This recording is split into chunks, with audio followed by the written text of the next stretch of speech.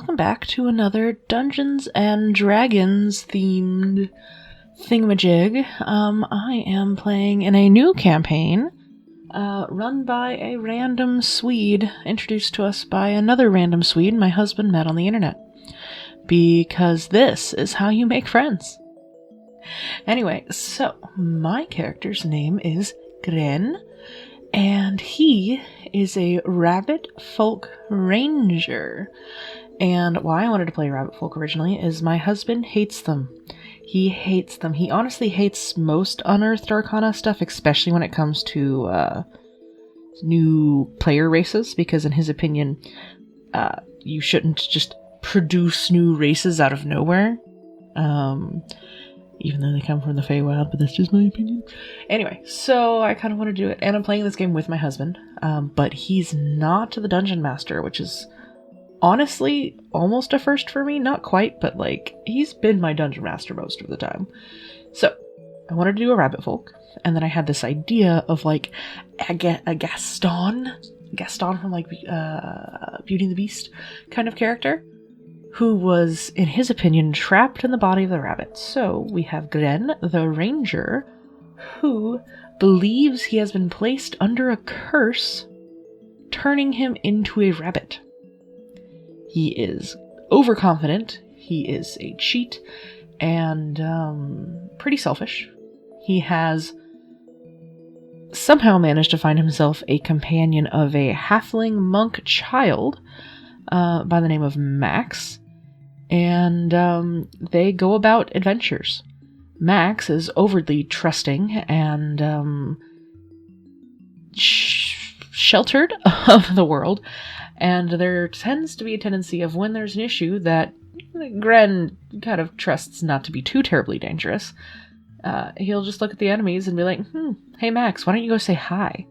Of course Max is like, okay, and runs over to say hi, and it's hijinks and hilarity, and he loves Max, and he wouldn't want Max to get in any trouble, but it's kind of fun to point a, monk child at people and say, go play, like it's a, golden retriever.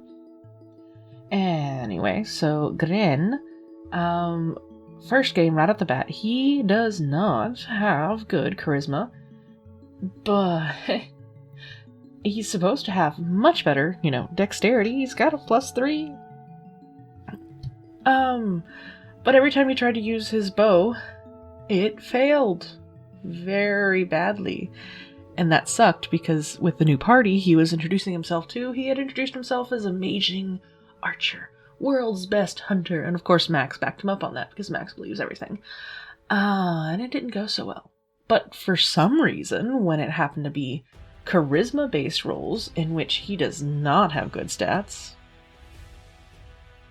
like +0,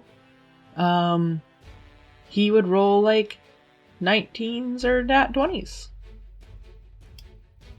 So, yeah.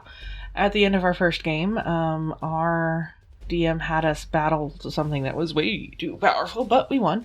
Max almost died. We got to level up, and we started as level 2, so going into level 3, I got to pick my archetype.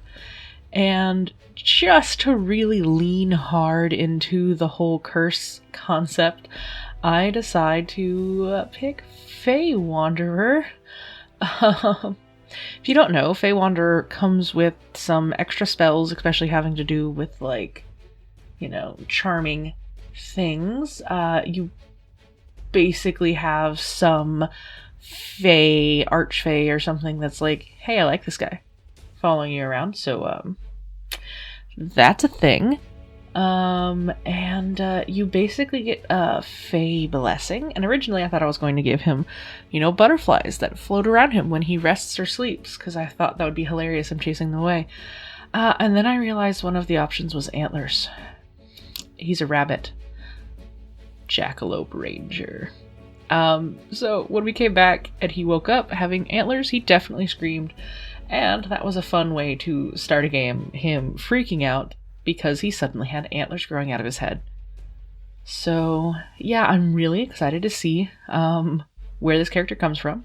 I already had set up some of the spells he learned from being a ranger as like things he thought were skills, like speak with animals, because you know in his mind he is a rabbit.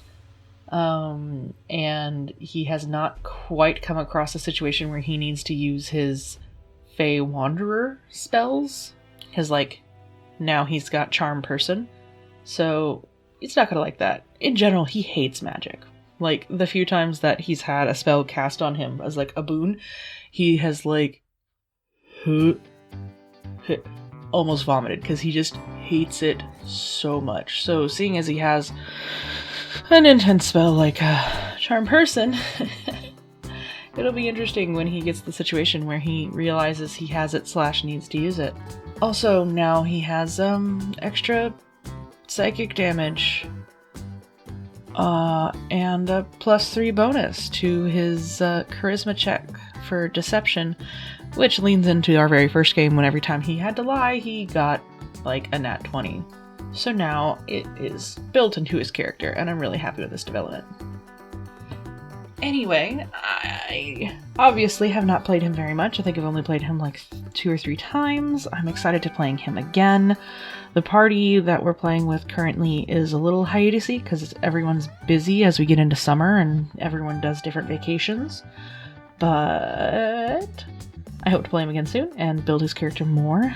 And in the meantime, I've been playing a Lizardfolk druid, and I'll be happy to tell you about her in the future if there's any interest. But for now, thank you for watching this video. I hope you enjoyed some of these doodly arts, and I'll see you guys next time. Oh, real quick, thank you to my patrons: Mom, Dad, Jamie, Cindy, Jafo, Kaze, Hans, and Jigme. Thank you for your patience, and yeah, keep rolling? I don't know. Bye.